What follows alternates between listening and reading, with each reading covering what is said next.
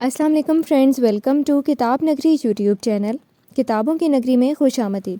میں ہوں آپ کی ہوسٹ اقرا یاسین، اور آج میں آپ کے لیے لے کر آئی ہوں عیشا گل کے قلم سے تحریر کردہ ناول جانے ستمگر کی ایپیسوڈ نمبر 16 کو لے کر۔ اس ایپیسوڈ کو سٹارٹ کرنے سے پہلے جلدی سے کر لیجیے چینل کو سبسکرائب، ویڈیو کو لائک اور کلک کر لیجیے بیل آئیکن کو۔ اب دیر کیے بنا سٹارٹ کرتے ہیں آج کی ایپیسوڈ۔ کہاں تک پہنچے انتظامات؟ فائل کھولے صفحے پلٹ کر اپنے سگنیچرز کرتا وہ آہانہ سے پوچھ رہا تھا۔ کیسے انتظامات؟ سمجھ تو وہ چکی تھی، مگر جان بوجھ کر انجان بنی۔ کل کی پارٹی کی میڈم۔ وہ اب کی دوسری فائل کھولے اس پر نظریں گاڑے سگنیچرز کرتا بتانے لگا، اوہ اچھا، مگر وہ تو میں نے نہیں کروائے۔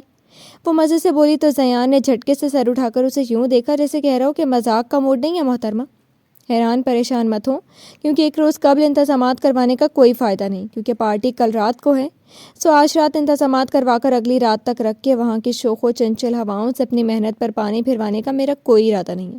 سو کل صبح اپنی نگرانی میں کام شروع کروا دوں گی، اور شام میں مہمانوں کی آمد سے قبل ہی وہ اپنے اختتام کو پہنچ جائے گا۔ وہ پر اعتماد تھی، اور اس کی یہ پر اعتمادی دیکھ کر زیان بھی مطمئن ہوا اور خاموش رہا۔ گڈ۔ ایک لفظ سے زیادہ کچھ نہ کہا۔ تمہیں کچھ کہنا ہے؟ زیان نے انتظامات کے متعلق پوچھنے کے لیے بلایا تھا، مگر بات ختم ہونے کے باوجود بھی وہ وہیں بیٹھی رہی تو لہجے بھر کو اس نے فائل سے نظریں ہٹا کر اس سے پوچھا۔ جی ہاں۔ اسے لگا وہ نہیں کہتی اٹھ جائے گی، مگر اسے واقعی بات کرنی تھی۔ کہو۔ فائل بند کیے باقی فائلز کے اوپر رکھتا وہ اب کے مکمل طور پر اس کی طرف متوجہ ہوا۔ کل تو آفس سے آف ہوگا اور پارٹی کی مصروفیت ہوگی، سو میرے خیال سے پرسوں کی لیو آج ہی لے لینی چاہیے۔ محترمہ، پہلے ہی آپ اتنی چھٹیوں کے بعد آئی ہیں، اور پھر سے چھٹی۔ بہرحال کیسی لیو؟ کیا ہے پرسوں؟ ایک ابرو اچکائے پوچھا گیا۔ ہونٹوں پہ تبسم تھی کہ ایک دن کی چھٹی سے کیا ہو جائے گا، اب تو اسے آنا میرے پاس ہی ہے۔ پرسوں میری زندگی کا بہت بڑا فیصلہ ہونے والا ہے، اور اس فیصلے کو سننے کے لیے میرا گھر پہ ہونا تو ضروری ہے۔ وہ ابھی بھی کھل کے نہ بولی۔ کیسا فیصلہ؟ مجھے بھی تو پتہ چلے، آخر ہے کیا پرسوں؟ وہ شوق مسکراہٹ لیے بولا، میرا نکاح۔ جواباً بھی مسکرا کر دو لفظوں میں زیان کے سر پر پہاڑ توڑا گیا۔ وٹ؟ بے ساختہ بولنے کے ساتھ ساتھ وہ اٹھ کھڑا ہوا اور حیرت انگیز تاثرات لیے اسے دیکھنے لگا۔ اس میں اتنا حیران ہونے والی کیا بات ہے؟ نکاح ہی ہے، کوئی سزائے موت نہیں سنائی جانے والی مجھے۔ وہ بظاہر لاپرواہی سے گویا ہوئی، مگر اندر ہی اندر وہ بھی جانتی تھی کہ یہ کسی سزائے موت سے کم نہیں۔ اس شخص کی محبت لیے کسی اور کا ساتھ تھام لینا ہرگز آسان نہیں اس کے لیے، مگر اسے ایسا کرنا تھا کیونکہ وہ ہاں کہہ چکی تھی۔ تمہارا نکاح؟ وہ یک ٹک اسے دیکھتا زیر لب بڑبڑایا، جبکہ اس کے یوں حیران پریشان ہو جانے سے آہانہ کو بھی کچھ اچھمبا سا لگا کہ کہیں اسے برا تو نہیں لگ رہا اس کے نکاح کا سن کے، کہیں اس کا دل بھی تو نہیں ہے بے چین ہوا۔ مگر پھر ساتھ ہی زیان کی اس روز کی کہیں تمسخرانہ باتیں ذہن میں امڑ آئیں تو ایک لمحہ لگا صرف دل کو پتھر کر کے ساری خوش فہمی اور اندازوں کو پس پشت ڈالنے میں۔ تم میرے ساتھ کہیں کوئی مذاق تو نہیں کر رہی؟ یوں بیٹھے بٹھائے تمہارا نکاح کہاں سے آ گیا؟ وہ چاہ کر بھی اپنی حیرت اور بے چینی چھپا نہیں پا رہا تھا۔ بعض اوقات کچھ فیصلے بیٹھے بٹھائے بھی کرنے پڑ جاتے ہیں، اور ان فیصلوں کے پیچھے کوئی نہ کوئی سبب بھی ضرور مخفی ہوتا ہے زیان سر۔ آخری دو لفظوں پہ قدرے دباؤ ڈالا گیا۔ اس کے بعد زیان کو سب سمجھا گئی۔ اوہ، تو تم یہ سب میری وجہ سے کر رہی ہو؟ مگر دیکھو، میرے سبب اپنی زندگی کا اتنا بڑا فیصلہ اتنی اچانک سے مت کرو۔ میں اپنے کیے پہ پشیمان۔ آپ ہوتے کون ہیں جن کے سبب میں اپنے ساتھ زبردستی اور ناانصافی کروں گی؟ اس کی بات کو بیچ میں اچکتی پرسکون انداز میں وہ اسے اپنے نزدیک اس کی اہمیت بتلا گئی، جبکہ چند لمحوں کے لیے تو زیان اس کی بات پہ خاموش و ششدر ہی رہ گیا۔ مانو یا نہ مانو، تم زبردستی کر رہی ہو اپنے ساتھ۔ میری مانو تو آج اور ابھی اس نکاح سے انکار کر دو۔ وہ اس کے قریب آیا اور ایک ہاتھ اس کی کرسی کے بازو جبکہ دوسرا پشت پر رکھے اس پہ جھکتا ہوا بولا، نکاح تو میں کروں گی زیان سر، کیونکہ اس میں میری پوری رضامندی شامل ہے۔ آپ مجھے اپنے ہمدردانہ اور مخلصانہ مشوروں سے دور ہی رکھیں، اور ہاں، آپ کو بلانا ہرگز نہیں بھولوں گی، آئیے گا ضرور۔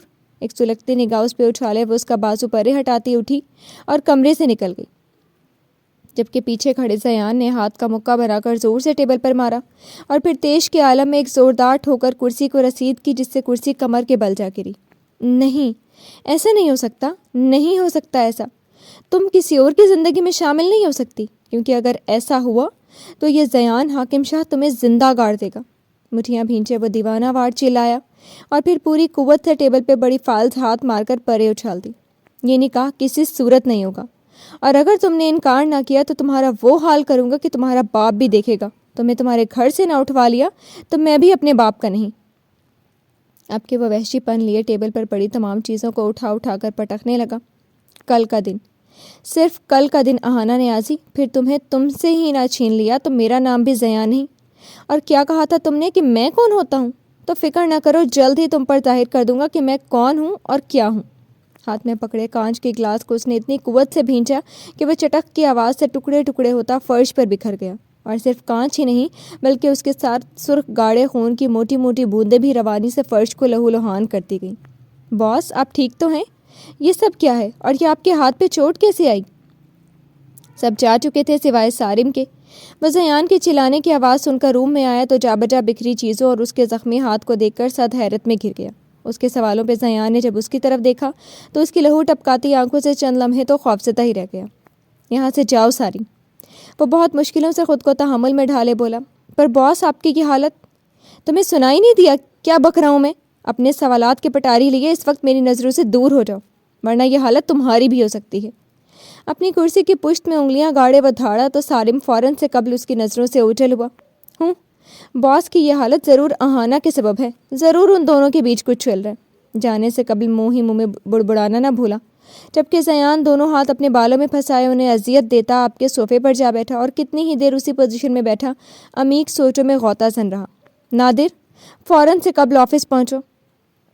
جیب سے موبائل نکال کر ڈرائیور کو کال ملائے اس نے فوراً اسے آفس پہنچنے کا حکم صادر کیا، کیونکہ اس وقت وہ غصے کی جس انتہا پہ تھا اس کا دماغ کام کرنا بند ہو چکا تھا۔ اس حالت میں اگر وہ گاڑی ڈرائیو کرتا تو خود کو یقیناً کوئی بہت بڑا نقصان پہنچا لیتا، اور وہ ایسا کسی صورت نہیں چاہتا تھا کیونکہ ابھی اس کا زندہ رہنا بے حد ضروری تھا۔ ہمیں نہیں معلوم تھا نیازی کہ آپ اس بار ہمارے ایک ہی دفعہ بلانے پہ یوں دوڑے چلے آئیں گے۔ وارڈروب سے ان کے کپڑے نکالے وہ ان کی طرف آتی بولی۔ وہ چونکہ لمبے سفر سے آئے تھے تبھی ایک آرام دہ شاور لینا چاہتے تھے، اس لیے آتے ہی اسے کپڑے نکالنے کو کہا۔ اب تو آ گیا ہوں نا، اگر کہتی ہو تو وہی عادت برقرار رکھتا ہوں۔ کپڑے تھامتے وہ غیر سنجیدگی سے گویا ہوئے۔ نہیں، یہ ظلم مت کیجیے گا، ایک ایک ماہ تک آپ کا دیدار کرنے کو یہ نین ترس جاتے ہیں۔ ہمیشہ کی طرح سجی سوری ستارہ گاڑھے نیلے رنگ کی ساڑی میں آج بھی بے حد حسین لگ رہی تھی۔ اچھا جی، نہیں کرتا یہ ظلم، ابھی تو تم مجھے راستہ دو، میں فریش ہو لوں۔ ستارہ نے راستہ چھوڑا تو وہ واش روم چلے گئے۔ آج ہم آپ سے بات کر کے ہی رہیں گے، آپ سے تعلق کا کچھ تو فائدہ اب ہمیں بھی ہونا چاہیے، کب تک بے فائدہ رہیں گے؟ پالک کو ایک ادا سے جھٹکتی ہوئی وہ کھانے کا انتظام دیکھنے لگی، کیونکہ جانتی تھی شاور لینے کے بعد نیازی پہلے کھانا کھائیں گے پھر ہی کوئی بات سنیں گے۔ وہ گاڑی میں جیسی ہی بیٹھی مضبوطی سے تھامی ضبط کی لڑی ہاتھ سے چھوٹ گئی اور سارا ضبط موتیوں کی صورت میں ٹوٹتا گیا۔ نکاح تو میں کروں گی ضیاء سر، کیونکہ اس میں میری پوری رضامندی شامل ہے۔ کچھ وقت قبل ضیاء سے کہے اپنی الفاظ کانوں میں گردش کرنے لگے تو رواں رواں تکلیف سے مچل اٹھا۔ کاش تم مجھے میری محبت کی اتنی بڑی سزا نہ دیتے، کاش تم اپنے لفظوں میں تھوڑی نرمی سمیٹ لیتے تو میرا دل اتنی بری طرح روندا نہ جاتا۔ کیسے سنبھالوں خود کو، کیسے نکالوں تمہیں اپنے دل سے، کیسے، آخر کیسے؟ کھڑکی سے سر ٹکائے وہ ہوکے بھرنے لگی۔ بہت مشکل ہے، بہت ہی مشکل ہے تمہیں دل میں رکھ کر کسی اور کو اپنا ہمسفر ماننا۔ اف ضیاء حاکم شاہ، کس مشکل میں ڈال دیا مجھے تمہارے فریبی بننے۔ وہ سر کو انگلیوں کے پوروں سے زور زور سے دبانے لگی جو درد سے پھٹ رہا تھا۔ سوری میڈم، دیر ہو گئی، یہ لیں آپ کا پانی۔ حاشر تب سے اس کے لیے پانی لینے گیا ہوا تھا، اس نے پکارا تو اہانا چونکی اور اس کی بڑھائی بوتل پکڑ کر ایسے ہی رکھ دی، نہ جانے کیوں منگوا لی، جبکہ پانی کا ایک قطرہ بھی حلق سے اتارنے کو دل رضامند نہ تھا۔ نیازی، ہمیں آپ سے ایک ضروری بات کرنی ہے۔ انہوں نے ابھی ڈنر شروع ہی کیا تھا کہ ستارہ بول اٹھی۔ تمہیں معلوم ہے نا کہ کھانے کے دوران بے وجہ بولنا مجھے پسند نہیں ہے۔ جو بھی بات کرنی ہے پہلے خاموشی سے کھانا کھاؤ پھر اس کے بعد کرنا۔ یہ بھلا وہ کیسے بھول سکتی تھی، مگر فی الحال بات کرنے کی اتنی جلدی تھی کہ بھول گئی، مگر نیازی کے یاد کروانے پہ کھانا کھانے لگی اور بے چینی سے ختم ہونے کا انتظار کرنے لگی۔ ہاں اب بولو، کیا بات کرنی تھی تمہیں؟ ڈنر سے فارغ ہونے کے بعد صوفے پہ براجمان ٹانگ پہ ٹانگ جمائے، ایک ہاتھ میں چائے کا کپ جبکہ دوسرے میں ریموٹ پکڑے مختلف چینلز گھماتے ہوئے انہیں خیال آیا تو بولے، شکر ہے آپ کو یاد ہے کہ ہمیں بھی آپ سے کچھ کہنا ہے۔ منہ پھلایا گیا۔ اچھا نا، اب جلدی بولو جو بھی بولنا تھا۔ نیازی کبھی جب دل ہوتا صرف تبھی ستارہ کے لاڈ اٹھاتے تھے، ورنہ اکثر اب بیزاری ظاہر کر دیا کرتے تھے اس کے روٹنے منانے پہ۔ ستارہ نے تمہید باندھی اور پھر بولی، وہ دراصل نیازی ہم چاہتے ہیں کہ آپ یہ گھر ہمارے نام کرتے۔ اس نے سوچا کہ گھما پھرا کر بھی بات جب آج بات کرنی ہی ہے تو پھر ڈائریکٹ ہی صحیح۔ بیٹھے بٹھائے یہ گھر اپنے نام کروانے کی کیا سوچ گئی تمہیں؟ نیازی کی پیشانی پہ بل پڑے۔ بیٹھے بٹھائے نہیں، بلکہ ہم پہلے سے ہی سوچ رکھا تھا کہ آپ سے بات کرنی ہے مگر کہہ نہیں پاتے تھے۔ ابھی بھی ان کے تیور دیکھ کر وہ کچھ گھبرائی سی تھی۔ یہ گھر تمہارے نام ہو یا میرے نام، ایک ہی تو بات ہے، کیونکہ رہ تو تم ہی رہی ہو۔ یہی تو سوچتے ہیں ہر لمحہ کہ کہیں کسی روز آپ ہمیں چھوڑ نہ دیں اور اس گھر سے نکال باہر نہ کر دیں، کیونکہ اگر آپ نے ایسا کیا تو ہم تو واپس کوٹھے پہ جانے کے قابل بھی نہیں رہیں گے۔ جب سے آپ کے ساتھ یہاں آ گئے ہیں سب ناراض ہیں۔ اس نے اپنا ڈر بیان کیا۔ اوہ پلیز ستارہ، کتنی دفعہ کہا ہے کہ میرے سامنے کوٹھے کا نام مت لیا کرو، اور اچھا یہ کہ سب نے تم سے منہ پھیر لیا ہے۔ تم بس یہاں رہو اور اپنی اور میری ذات پہ توجہ دو بس۔ وہ مستحکم لہجے میں بولے۔ آپ پہ توجہ تو تب دیں جب آپ ہمارے پاس ہوں، پورا مہینہ تو اپنے گھر والوں کے ساتھ گزارتے ہیں، ہم پہ تو صرف ایک دن کے لیے نظر کرم کرتے ہیں۔ یا تو ہمیں بھی اپنے ساتھ لے جائیں تاکہ جو ایک دن یہاں آنا ہوتا ہے آپ کو اس کی زحمت بھی نہ کرنی پڑے۔ ورنہ روٹھے پن سے گویا ہوئی۔ میری زحمت کی فکر مت کرو، دیکھا جائے گا اس بارے میں بھی۔ ہر بار کی طرح اس بار بھی وہ یہ بات ٹال گئی۔ میں سمجھ گئی کہ ایک طوائف کی کوئی عزت نہیں ہوتی، وہ نہیں ہوتی اس قابل کہ اس کے نام کے ساتھ اپنا نام چھوڑا جائے، تنے تنہا چھوڑا جائے لا کر ہمیں۔ یوں لگتا ہے جیسے ہمارا کوئی ٹھکانہ ہی نہیں، جہاں ابھی ہیں کل رہیں گے یا نہیں اس کا بھی کوئی بھروسہ نہیں۔ لہجہ بھیگا بھیگا سا تھا جو سراسر دکھاوا تھا۔ اچھا تم آزردہ مت ہو، تمہیں یہ گھر چاہیے نا، جلد ہو جائے گا تمہارے نام۔ ستارہ کی پہلی بات کو ایک بار پھر سے نظر انداز کر دیا گیا، جبکہ وہ تو بس نیازی کے اس جواب پہ ہی سرشار ہو گئی۔ آپ سچ کہہ رہے ہیں؟ آپ کتنے اچھے ہیں نیازی۔ وہ اٹھی اور چھنچھناتی چوڑیوں سے بھرے بازو ان کے گرد حائل کر دیے۔ کتنی جلدی مان جاتے ہیں آپ، مگر صرف وہ بات جو ماننی ہو۔ تھینک یو سویٹ ہارٹ، ہم بہت خوش ہیں۔ وہ اپنی خوشی کا اظہار کر رہی تھی جبکہ نیازی اس کی باتوں سے زندگی کئی سال پیچھے چلے گئے۔ گاڑی سے نکل کر وہ لمبے ڈگ بھرتا ہال میں داخل ہوا تو صوفے پہ بیٹھی روشانی بھاگتی ہوئی اس کے پاس آئی اور اس کے بازو سے لگ گئی۔ بھیا کب سے انتظار کر رہی تھی آپ کا، آپ اتنی دیر سے کیوں آئے؟ اس کے بازو سے سر ٹکائے وہ گلا آمیز لہجے میں گویا ہوئی، مگر زیان اس وقت شدید غصے میں تھا اور کسی سے بھی بات نہیں کرنا چاہتا تھا۔ دیکھیں نا، میری چین ٹوٹ گئی، پر کیا یہ جڑ سکتی ہے؟ وہ ہاتھ میں پکڑی چین اس کے آگے کرتی بولی۔ بعد میں دیکھوں گا روشانہ، اس نے بنا چین پہ نظر ڈالے کہا۔ ابھی دیکھے نا۔ اس نے ہاتھ پیچھے نہ ہٹایا اور کھڑی رہی۔ روشانے بیٹا جڑ جائے گی، نہ بھی جڑی تو میں آپ کو اور لا دوں گا۔ ابھی شاباش اپنے کمرے میں جاؤ۔ زیان اسے پچکارتا ہوا آگے بڑھنے لگا مگر روشانے اس کے آگے آ گئی۔ مجھے نہیں پتا، مجھے یہ ابھی کے ابھی پہلے جیسے چاہیے۔ وہ بضد ہوئی۔ کہہ رہا ہوں نا کہ دیکھ لوں گا بعد میں۔ ایک بات آپ کو سمجھ میں نہیں آ رہی؟ کمرے میں جاؤ اپنے۔ اس کی بار بار ایک ہی بات سے وہ جھنجھلا اٹھا اور چلایا، جبکہ روشانے اس کے یوں اچانک چلانے پہ کانپ اٹھی۔ اس نے آج سے قبل کبھی اپنے بھائی کو اس قدر غصے میں نہیں دیکھا تھا۔ وہ غصے میں ہوتا ضرور تھا مگر کبھی اس سے تو اونچی آواز میں بات بھی نہ کی تھی۔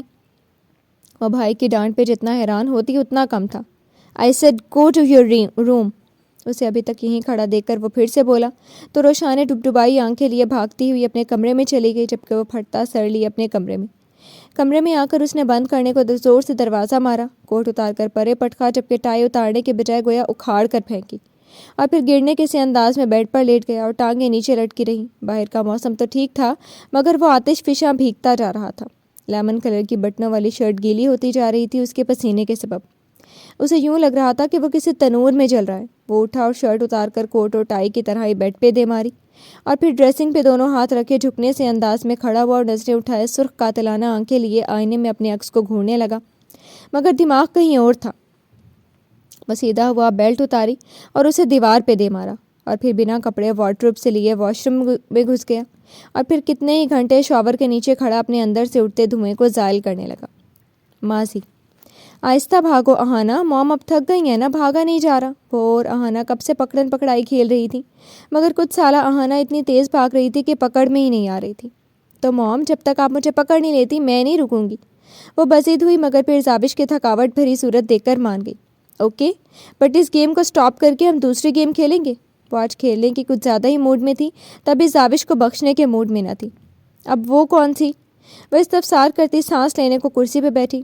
ہائیڈ اینڈ سیک، اس میں آپ کو ایسے بھاگنا ہی نہیں پڑے گا، میں ابھی آئی، بتا کر وہ اندر بھاگ گئی، اور جب واپس آئی تو ہاتھ میں سیاہ پٹی تھی۔ اف، تم بھی نا اہانا۔ اچھا میں ایک شرط پہ کھیلوں گی، اور وہ یہ کہ ایک بار تمہیں پکڑ لیا تو کھیل وہیں ختم ہو جائے گا۔ اوکے منظور ہے۔ وہ اتنے پہ بھی راضی ہو گئی اور زاوش کی آنکھوں پہ باندھنے لگی۔ ماں میں یہاں ہوں۔ اب یہاں؟ اس طرف آئیں، مجھے پکڑیں۔ تھوڑی تھوڑی دیر بعد وہ کبھی آگے پیچھے سے تو کبھی دائیں بائیں ہوتی اسے آوازیں دیتی رہی۔ توبہ اہانا، کتنا تنگ کر رہی ہو، رکو اب تو میں تمہیں پکڑ کے ہی رہوں گی۔ زیٹ ہوتی زاوش تیزی سے اس طرف بڑھی جہاں سے اہانا کی کھلکھلاتی ہنسی سماعتوں میں گونجی تھی۔ مگر تیزی کے چکر میں زور سے کسی سخت وجود سے ٹکرائی۔ وہ لڑکھڑائی، مگر اس سے قبل کہ زمین کا دیدار کرتی سامنے والے نے بروقت اسے تھام لیا، اور اس سے قبل کہ وہ ہاتھ اٹھا کر آنکھوں کو پٹی سے آزاد کرواتی، اندھیر نگری سے تابانی بھری دنیا میں داخل ہوتی، سامنے والے نے پٹی بھی خود اتار دی۔ پٹی اتری تو خود پہ جھکے نیازی دکھائی دی ہے۔ وہ اس کی کمر میں ہاتھ ڈالے اسے سہارا دیے ہوئے تھے اور پرشوق نگاہوں سے اسے تکے جا رہے تھے۔ واؤ، ڈیڈ نے موم کو گرنے سے بچا لیا۔ اہانا چہکتی ہوئی تالیاں بجانے لگی تو نیازی مسکرائے اور اسے سیدھا کھڑا کیا۔ آپ ٹھیک تو ہیں جانم؟ چاہت و فکر کے ملے جلے لہجے میں پوچھا گیا۔ ٹھیک ہوں، مگر یہ آپ کی چھٹکی آج بھگا بھگا کے میرا حال بے حال کرنے پہ تلی ہوئی ہے۔ وہ جواب دیتی کرسی پر جا بیٹھی اور گھونٹ گھونٹ پانی پینے لگی۔ اہانا میری جان، اب بس کرو باقی کی کھیل، کل اب موم کو آرام کرنے دو، اوکے؟ نیازی یہاں وہاں اچھل کود کرتی اہانا سے گویا ہوئے تو وہ فوراً مان گئی اور بول اٹھی۔ ڈیڈی، آپ کو یاد ہے نا آپ نے صبح مجھ سے کہا تھا کہ آپ مجھے اور موم کو فیرن لینڈ لے کر جائیں گے، تو آپ لے کر جائیں۔ آپ کی ماما کی طبیعت ناساز ہے بیٹا، ہم پھر کبھی چلیں گے۔ زاوش کی طبیعت کچھ ناساز تھی اور یہ بات نیازی جانتے تھے مگر اہانا نہیں۔ زاوش نے اس کا دل رکھنے کو اس کے ساتھ کھیلنے لگی تھی، مگر اسے کیا خبر تھی کہ اہانا اس کی اچھی خاصی دوڑے لگوائے گی۔ نو، مجھے آج ہی جانا ہے۔ وہ نہ مانی۔ پر بیٹا میں نے کہا تھا کہ اکٹھے جائیں گے، مگر اب موم کے بغیر ہی چلے جائیں کیا؟ لے جائیں اسے نیازی اکٹھے، پھر کبھی چلے جائیں گے۔ زاوش بیچ میں بولی۔ نہیں، رہنے دو، آؤ اندر چلیں۔ نیازی اس کے بغیر کہیں بھی جانے کے موڈ میں نہیں تھے۔ That's not fair dad. اہانا منہ پھلا گئی۔ نیازی لے جائیں نا، دل مت توڑے اس کا، صبح سے آپ کا انتظار کر رہی تھی وہ کہ کب ڈیڈ آئیں اور لے کر جائیں۔ زاوش نے اب کے چاہت میں لپٹے لہجے میں گزارش کرتے ہوئے ان کے ہاتھ کو تھام کر دبایا تو وہ اس پہ نہ مانتے ناممکن ہی نہیں تھا۔ ٹھیک ہے میری جان، آپ کا اتنی محبت سے کہا کیسے ٹال سکتا ہوں، ابھی لے جاتا ہوں۔ اہانا جاؤ، شاباش، ہاتھ منہ دھو کر آؤ، کب سے کھیلوں میں لگی ہوئی تھی۔ محبت پاش نگاہوں سے زاوش کو تکنے کے بعد انہوں نے اہانا سے کہا تو وہ جھٹ اندر بھاگ گئی۔ آپ کتنے اچھے ہیں نا نیازی، اتنی جلدی بات مان جاتے ہیں میری۔ ہاتھ ابھی بھی زاوش کے ہاتھ میں تھا جسے وہ لبوں سے لگاتی بولی تھی۔ وہ اس لیے کیونکہ تم خود بھی بہت اچھی ہو۔ انہوں نے اس کے گال پہ ہولے سے چٹکی بھری۔ جلد آ جاؤں گا، تم کھانا کھا لینا اور یاد سے دوائی لے لینا، بھول مت جانا، اور آرام کرنا بس۔ اہانا آ گئی تو وہ جاتے جاتے متفکر لہجے میں بولے۔ ان سوچوں کی نگری سے نکل کر جب آس پاس نظر ڈالی تو معلوم پڑا کہ یہ ان کا گھر کا وہ گارڈن نہیں ہے جہاں وہ زاوش سے اور زاوش ان سے محبت بھرے لہجے میں کلام کر رہے تھے۔ بے اختیار ان کی نظر اپنے دائیں ہاتھ کی پشت پہ گئی جہاں یوں محسوس ہو رہا تھا جیسے زاوش کے لبوں کا لمس آج بھی موجود ہو۔ ان کی آنکھوں میں ہلکی ہلکی سی چبھن ہوئی۔ انہوں نے ہاتھ اپنے سامنے کیا اور پھر اسی مقام پہ لب رکھ دیے جہاں زاوش نے بوسہ دیا تھا۔ یہ تو سچ تھا کہ زاوش کی کمی پل پل انہیں ڈستی تھی۔ اس کی فریادیں آج بھی ان کے کانوں میں گونجتی تھیں تو کانوں سے جیسے لہو سا رسنے لگتا تھا۔ اس کا رونا، بلکنا، دہائیاں دینا انہیں اب اپنے آپ میں شرمسار کر کے رکھ دیتا تھا۔ دل میں شدت سے خواہش جاگتی تھی، حسرت امڑتی تھی کہ آج کاش وہ ساتھ ہوتی، مگر اس کاش لفظ کی گنجائش بھی انہوں نے زندگی میں خود ہی پیدا کی تھی۔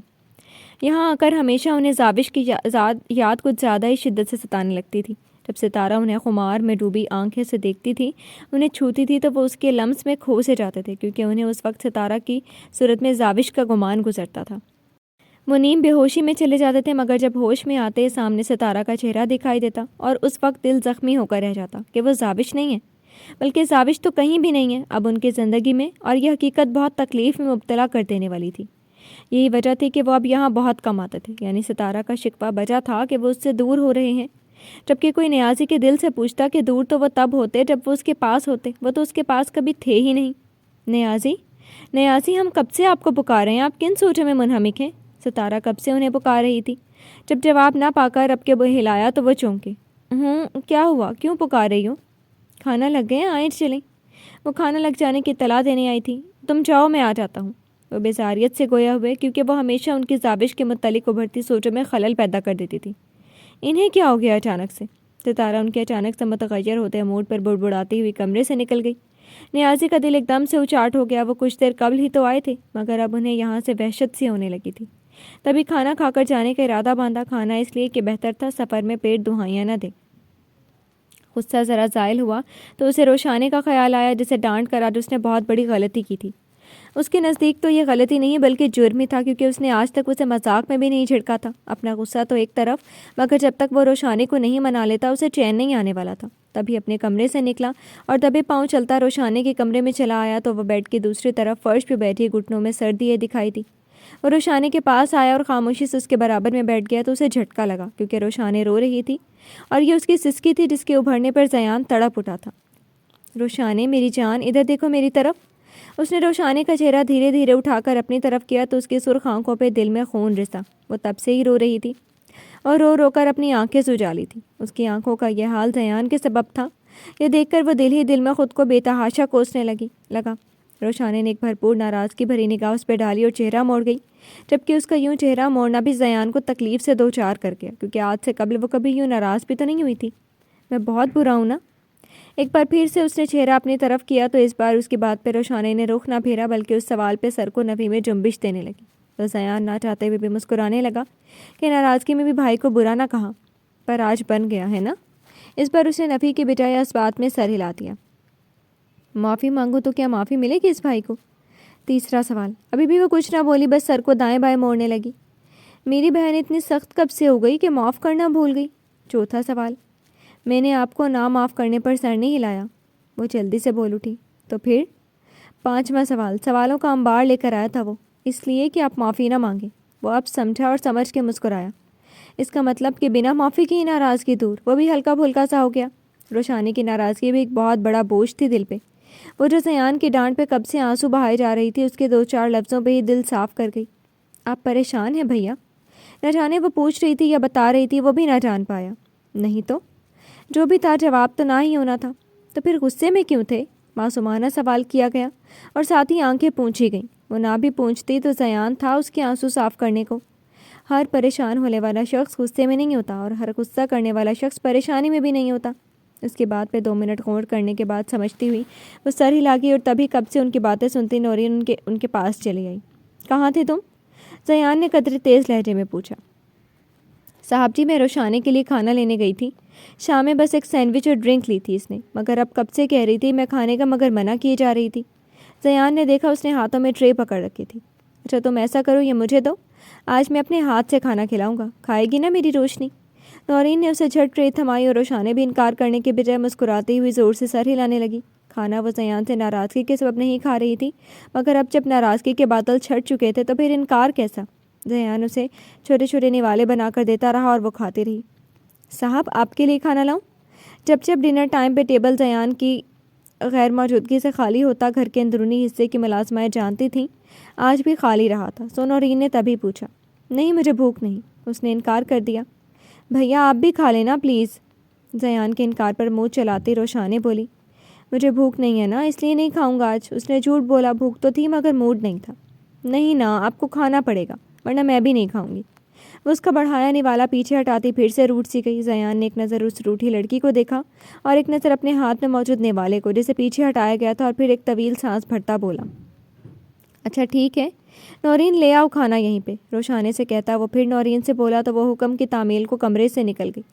چلو اب تو کھاؤ شاباش۔ زیان نے وہی نوالا اس کے آگے کیا تو وہ پہلے کی طرح کھانے لگی۔